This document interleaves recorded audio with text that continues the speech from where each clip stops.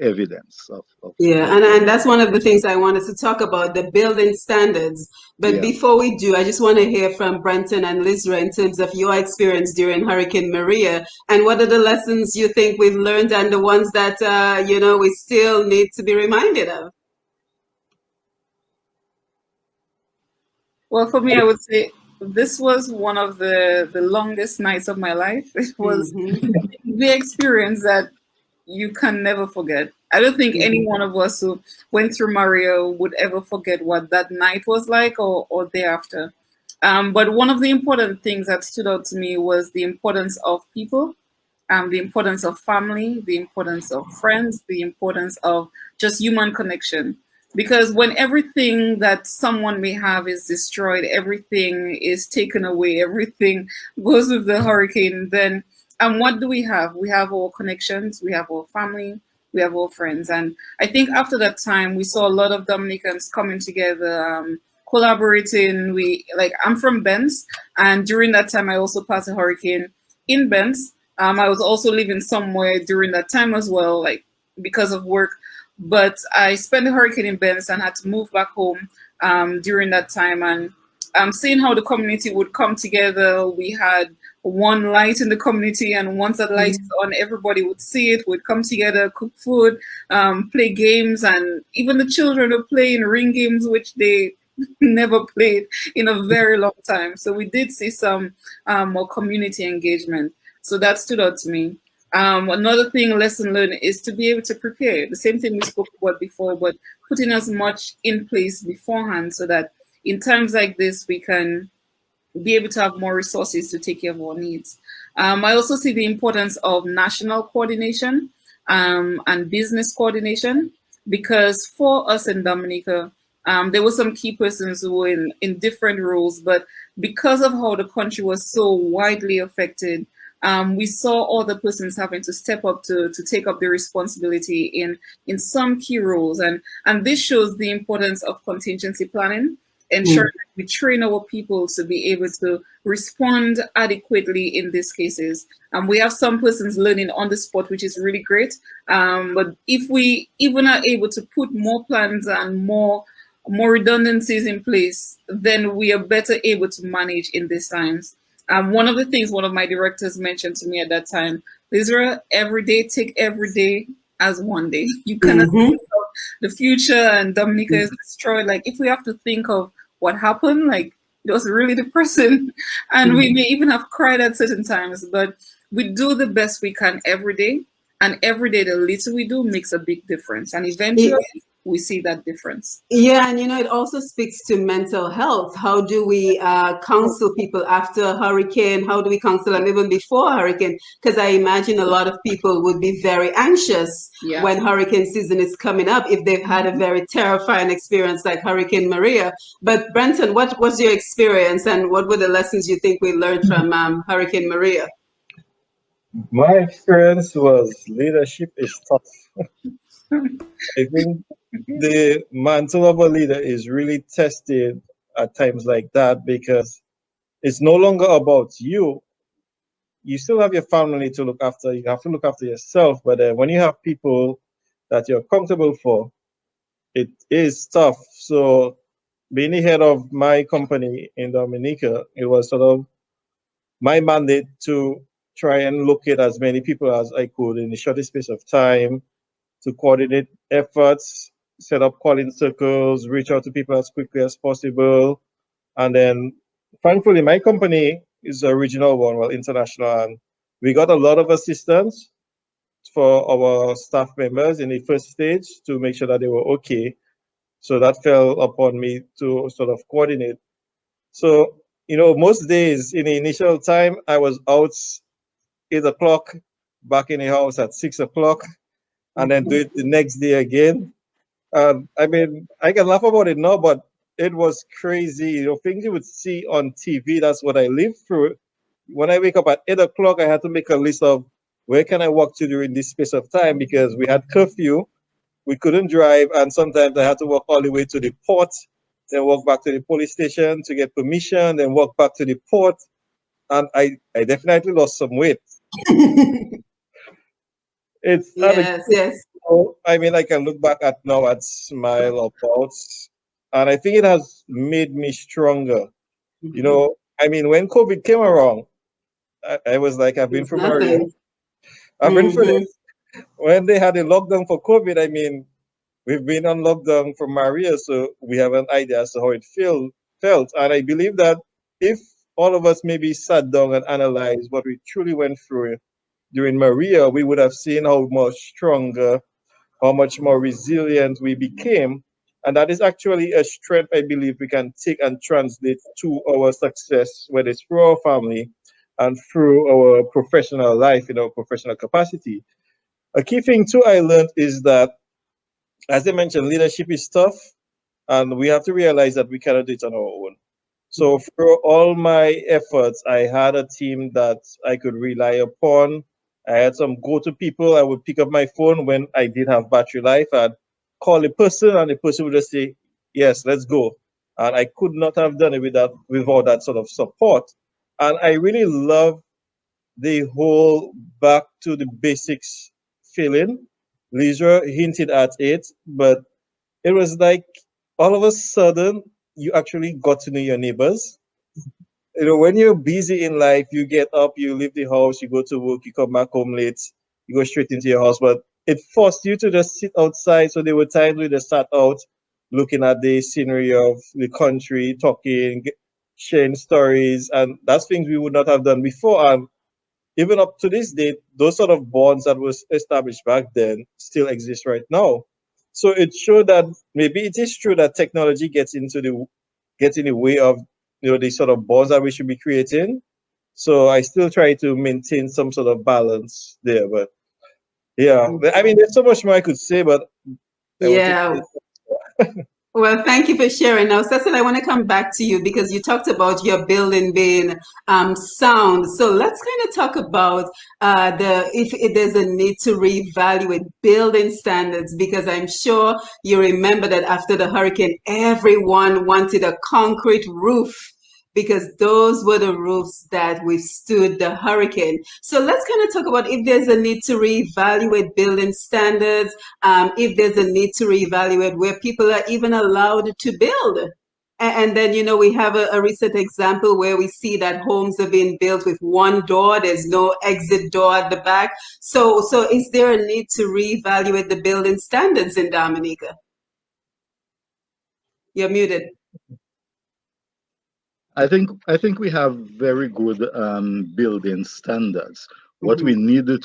What we need more is enforcement, because what happens is you can build a house and you might never get a visit from the powers that be, the institution that's responsible for that, or you may just get one visit where maybe you should get 5, 6 visits. So I think the enforcement of that needs to be looked into. We maybe have to think about going back to the houses of the 1800s and the 1900s in terms of the way the roof is put together.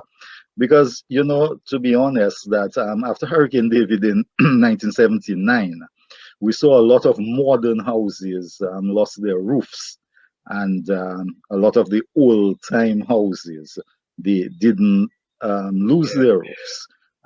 My house is almost built like the old time houses. My roof is a cathedral roof, very, very, very, very steep.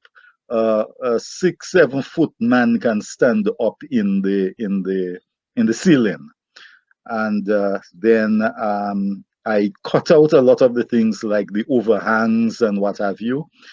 Very short overhangs, or in some areas absolutely no overhangs, and or what we call eaves. And the whole practice of using hurricane straps. To every raft, I use 2 hurricane straps, one on each side, and things of that nature. So people have to look at the whole situation, because you see, you not many of us will be able to build 3 and 4 houses in a lifetime. Some of us will only be able to build one. So if you build in one, make sure that you build a good one, especially in light of the fact that we are in the hurricane belt. Another thing I have been promoting during my career in disaster management is that every family should have at least one strong room. Very often we build on pillars, and the best spot in the house is left open. So you park the cars there, the dogs sleep there, etc. You use it for storage, and that is really the best place thing. So why not, if you cannot build the whole downstairs, try to cut out a section of it and have at least one big enough room for your family and a washroom, and maybe a little spot where you can do like a kitchenette where you can do a little cooking. Same thing upstairs. Even if you really want to have your galvanized roof, you should look at another area. Maybe the master bedroom is the best area where you have a washroom, and you slab that room alone, and then you can have the rest of the roof in galvanized and timber and what have you. It may be a little costly. It's the same thing Brenton will tell you. You may feel that the insurance is a little costly, but it is necessary. So you may find putting in a slab over a section of your upper floor and still covering it with galvanized might be a little costly, but that may be an area that will protect your family during a storm. And I always say to people, I mean, I promote shelters. We must have shelters. Not everybody can stay at their homes. We must have shelters. But I always tell people, a shelter is not necessarily the best place to be or a nice place to be. So if every family can have their own little shelter within their own housing arrangement, that would be the best way to go. It would ease up the pressure on the state, the government, and at the same time it would protect more people, and also less people would require sheltering. So you could maybe select any public structure within the community that is appropriate, that is strong, that you feel will survive, etc., etc., to house the few people that you may have to provide shelters for. I mean, as as a national disaster coordinator for years, I mean, during the hurricane season, one of the things that kept me awake was worrying about people in shelters, because I never wanted to move people in shelters. And then at some time of the night or day or what have you, I get a call saying that the structure collapsed and how many people died, etc., etc. So I always wanted to ensure that I had a good shelter. But we, in our own personal lives, we must look at our own need for shelter. Absolutely, absolutely. Now, another concern that a lot of us have is that we don't live in Dominica, but we have property in Dominica. We may have a business in Dominica. So how can we, let's just talk a little bit about how can we protect our properties in Dominica? And I think that question would go to you, Brenton, in terms of the application process, maybe for insurance. So just kind of walk us through the process of securing insurance if we do not live in Dominica. The process would not be that complicated because the individual resides out of Dominica. What would be required is that whatever documents that have to be completed would need to be notarized. So that's something that's in our law. Once a signature is being placed on the documents, they need a notary witness, and also the copies of the ID of the individual owning the property needs to be notarized as well. So once that can be provided, we can proceed with ensuring that the property is covered. Now, a key thing in that process of being covered is having an up-to-date evaluation of your property. And that evaluation should be within 3 years in terms of the timeliness of it. One of the reasons for that goes back to the whole concept of the insurance. As we know, the cost of construction increases every year. So you would have built a property today and it's assessed today and they give you a value of 100,000. But next year, with inflation and all other economic factors, the cost of the material is going to increase. The cost of the labor is going to increase. So if your house had to be destroyed in the following year, to build it back up would have cost you more. Now, the idea is that, well, the law allows for that. once your property is within 85%, well, that is once the insurance is within 85% of the reinstatement cost of the property, the average consideration or the underinsurance is not factored into any claim. So within that 3-year period, it's not expected that the cost of construction would have increased so much to throw you outside of that 85%. So that's why it's recommended that every 3 years you do an evaluation of your property. But even outside of that, some of us have ongoing works, or some of us have these grand things that we want to do. Cecil just gave us this brilliant idea. I think, Cecil, you need to do some Yes, I content love that about that. idea.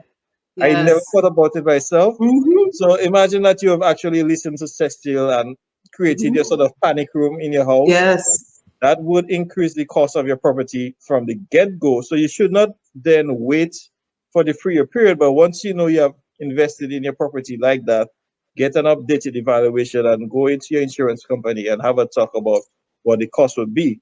So it's not an issue to be living out of state and wanting to insure your property. You just need to have the documents notarized, need to have an updated evaluation, or once it's within the 3-year period, and we can facilitate the client. Mm-hmm. Mm-hmm. Any thoughts you want to share, Lizra, as we're talking? Well, I think what you mentioned was for persons who are living abroad and how we can share some best practice in managing their property back home. This past weekend I was speaking with a cousin and I'm like, there's so many properties here. How about like house sitting for someone? So I'm thinking that there could be opportunities as opposed to just thinking that we're away and we may feel that no one can take care. I think there could be an opportunity and maybe even a business opportunity to help take off properties, because if we leave them for too long, woodens, termites, other things will infest the place and it will not be as habitable, or it will be very expensive to re-inhabit the place when we would want to return to Dominica. So just as an admonition, no one is an island. There may be persons here who can who are honest and can really help to take care of the place, but that requires some partnerships and clearly identifying what will happen in this partnership, not one side adversely benefiting from the other, but some opportunities can be created. So just a thought for anyone who's considering such. Yeah, absolutely. And thank you so much, guys, for being here. So as we get ready to take our final questions, I just want to make sure we take the comments from the Facebook Live before we end the program. So again, we are joined by Cecil Shillingford, Brenton Hilaire, and Lizra Fabian, and we're talking about hurricane preparedness in Dominica as the hurricane season began on June 1st. 2021. So let's just make sure we take some comments, and then I have one more question before we wrap up the program. So we have Catherine Hill. She says, "Hey, Cecil, great stuff. Simone, this initiative is on point. Thank you, Catherine."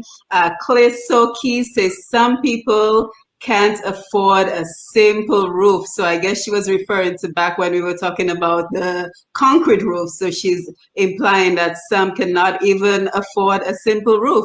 Rosalind is listening in New York. Hi, Rosalind. Always nice to see you on the live. Catherine again says, "That's right, Simone. It's important to secure your property's insurance." And Catherine also says, "Cecil and the ODM have been speaking of this special room in your house from the time we experienced Hurricane Maria." Any comments?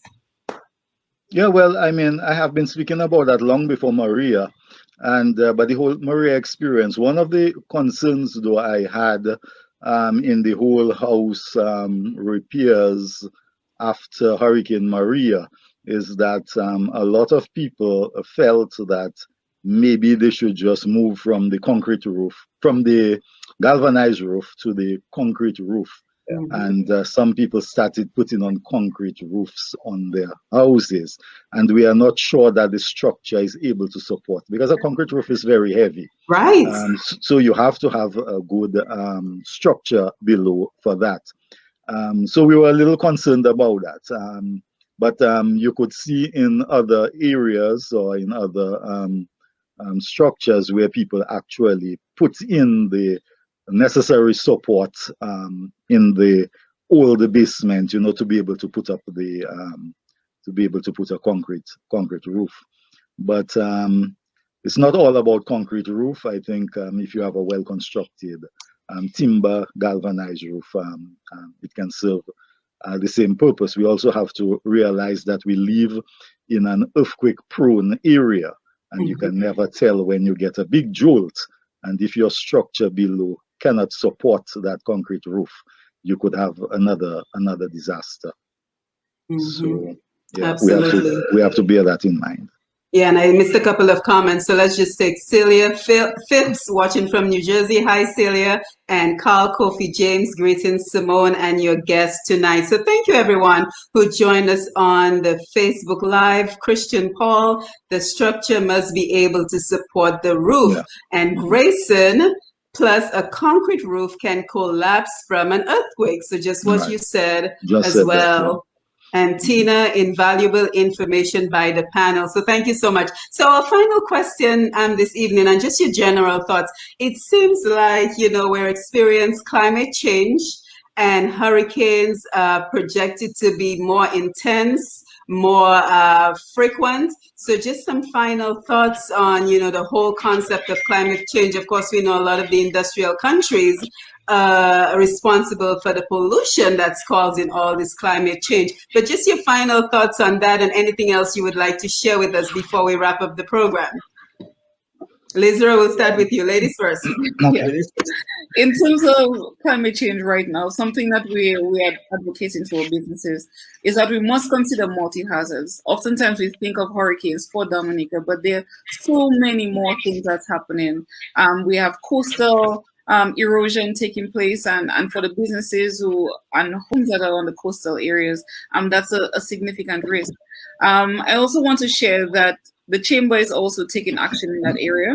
We submitted a proposal to Carib Clima, which is a French, an initiative and funding that supports French and Creole-speaking countries on climate change. And we got through for a proposal. We won this proposal. And this is a coalition with the Martinique and St. Lucia Chambers of Commerce. We are starting our project in climate change awareness for the private sector. And this looks at identifying the risk of our businesses and looking at how we help our companies and have some hand-holding sessions in ensuring that the actions we take actually reduce our risk of climate change. We also focus on an area that looks at psychosocial support. I know we mentioned it briefly earlier on, but being able to train our organizations in responding to our entrepreneurs and our business community in terms of psychosocial support. So climate change it's real. Our countries are being impacted and the intensity and the strength of it is increasing. So what we're doing is trying to encourage, trying to share awareness and help our businesses and our general public to take actions, even if it's something little. A little over a long period of time makes a lot of difference. So let's do what we can to ensure that our lives can be sustained, our businesses can be protected, our resources, our family can also be protected. Absolutely. Brenton, climate change and anything else you would like to share? The whole topic of climate change can be seen as speculative by some. Others may believe it's real. I just think it's life. And I think the longer we stay on this earth, the more that we have to deal with. I remember from being a young boy watching certain movies, they would always have this forecast that 20 years down the road, all the resources would have been used up and this whole craziness happening on the earth trying to fight for what's left. And I think maybe we are seeing glimpses of that right now in a very small form. But the whole idea is that the world is changing as time is progressing. And what that really brings to me is, okay, forgetting about the movies and the extreme concept, but right now, for every one of us, whether we are an individual, whether it's a business, risk management has to form a part of our lives. In the past, risk management was seen as something that we could take for granted, that we always operated on the basis that everything will be fine. There's nothing to worry about. But with time, with what we've been seeing happening, especially for us in Dominica, risk is an everyday matter that we have to sort out. We can no longer put it at the back burner of any strategic decision that we have to make. So for the business, what is the biggest risk to you? Is it that one day a river could overflow its bank again and enter your premises and the $50,000 worth of equipment that invested in is washed away? We have to understand those sort of risks and put measures into play to help us transfer the risk. So in the event that it occurs, we are able to bounce back. And taking it to the personal level, if you want to think about climate change and us, I mean, this week I was actually walking in the street and I checked on my smartwatch and it has a gauge for UV, speaking to how intense the rays are from the sun. Mhm. And it actually was right at the top saying severe. So I clicked on it and it actually advised me to avoid long hours outside. Yeah. That Wow. is something I have never seen since I've had this watch, and I'm seeing it for the first time, and it really felt hot at some. I can't recall what exactly, but one of these days it was just unbearably hot. And I Mhm. mean, the fact that I'm picking that up on my watch says that the world is changing. So things that we used to take for granted no longer. I recall that some years ago there was the incident of heat strokes happening in one of the territories in the world. It could happen in the Caribbean. So, in terms of ourselves now, we have to think about what are the risks. The environment is a risk. How can we manage the risk? Obviously, we need to ensure that we have maybe health insurance in place. So, if we had to get some sort of stroke from that heat wave that I saw on my watch, we can access the treatment that we need. If we are an entrepreneur, as Lizzo said, and something had to happen to us without us planning for it, how does my business continue to the family members that I have or to the other people who are the managers in my business? That's where life insurance comes into play. Or I'm a father, and if for some reason the son just decides to knock me out while I'm walking casually, how does my daughter continue life getting the education she needs? So all of these are risk factors in our life, regardless of what kind of risk it is. But the point is, in this day and age, we can no longer avoid those conversations. Those are conversations that we have to have in our businesses, in our families, and even with ourselves when we are looking in the mirror. So we have to start putting that at the forefront. Very well said. Cecil? Yeah, well, we have been seeing a lot of changes, and whether it's climate change, whether it's climate variables, whatever it is, we have to pay attention, and we have to treat our climate, our environment, much better than we have been doing. We have been seeing more intense rainfalls. We've been seeing floodings that we've never seen before. And then last year was a record year for hurricanes, where well, I should say storms, where we recorded 13 named storms.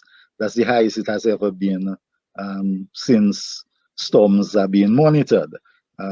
In 2005, it was 27, and of course, last year beat that record, brought it up to 30.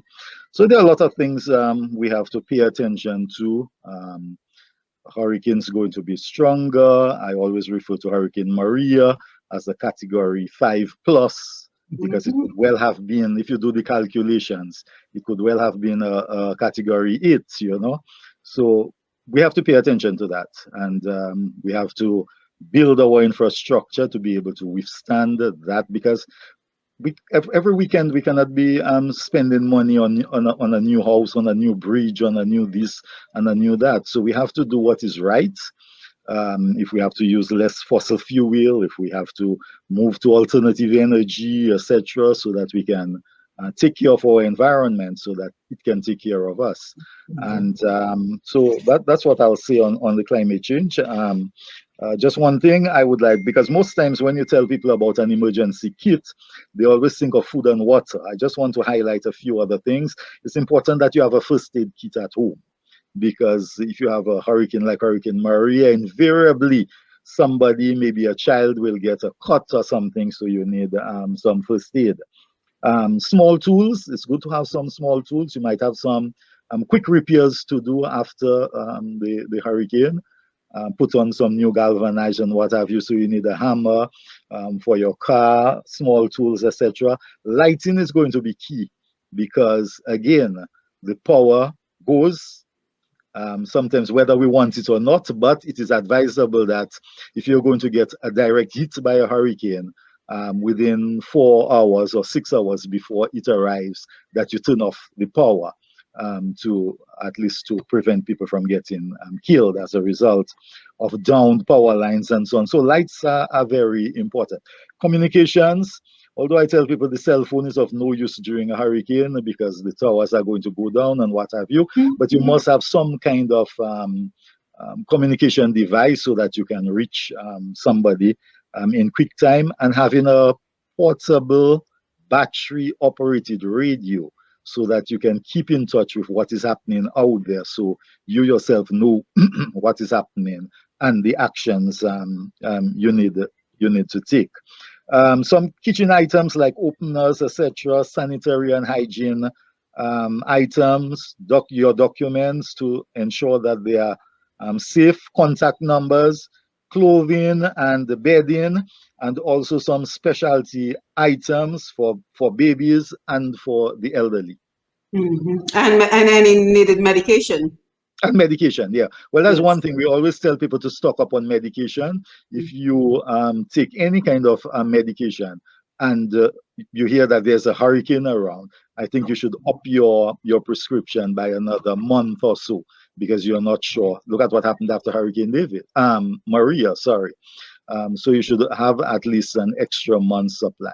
So we always, and if you're on insulin and things like that, you have to have as much as possible to keep you going.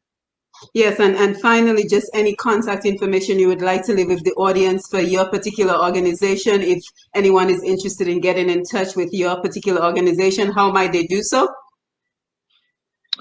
Okay, I think everybody has my number. Well, not your personal number. For those, no, well, I operate. I am not with the government anymore, so I operate outside of the government system. So my contact information, I really do consultancy for USAID Bureau for Humanitarian Assistance, and my telephone number, as I say, which everybody has, is 767-235-4848. 767-235-4848. And I also have 767-448-4848. So, and people can contact me on my email at cecil.p.shillingford@gmail.com. You can reach me at these contact numbers. Well, thank you so much, Cecil. If you're trying to get the National Disaster Office, it is 767-448-7777. I chose that number and I try to keep it simple. So it's 767-448-7777. Very easy. Thank you, Cecil. Brenton? Okay, my number is 767-615-7914. Once again, 767-615-7914. If you have any general questions or need advice, I am available. My motto is, once I am up, I can answer. Yes, and again, you represent?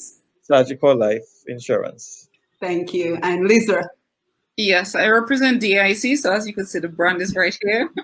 Our number is 449-1962, area code 767. So 767-449-1962. That's the office number. You can also WhatsApp us on the same 767-235-1962. We're available via email, also via our Facebook page, Instagram. So reach out to us on social media as well, and we'll be willing to support. Yes, well, thank you so much for being here and sharing this timely and valuable information with our audience. We certainly appreciate that you took the time out of your busy schedule to be here.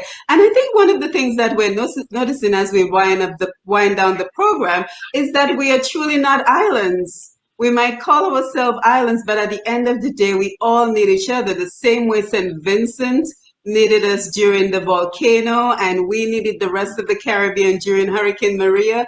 I think we have to remind ourselves that we are not islands, that we are truly interconnected, especially as it relates to climate change, and we have to be willing to partner with each other, as well as being willing to able to partner with our neighbors. So a number of you spoke about the importance of having that network, that community support with our neighbors. So I think that the hurricane season reminds us of the importance of having that community and not having anything divide us, so that when a disaster is upon us, we have our neighbors that we can turn to. So I want to thank you. I want to thank everyone who joined us via the Facebook Live and provided feedback and comments on this very important topic. I encourage you to share the live. I encourage you to follow Push Past 10 as we continue to bring you timely and relevant information on everything that affects Dominica. So I truly want to thank you for being here, and thank you for continuing to follow us as we work to educate and inform our Dominican public. So again, thank you for being here, and you have yourself a wonderful evening until we see again next time on another Facebook Live. You take care. Take care.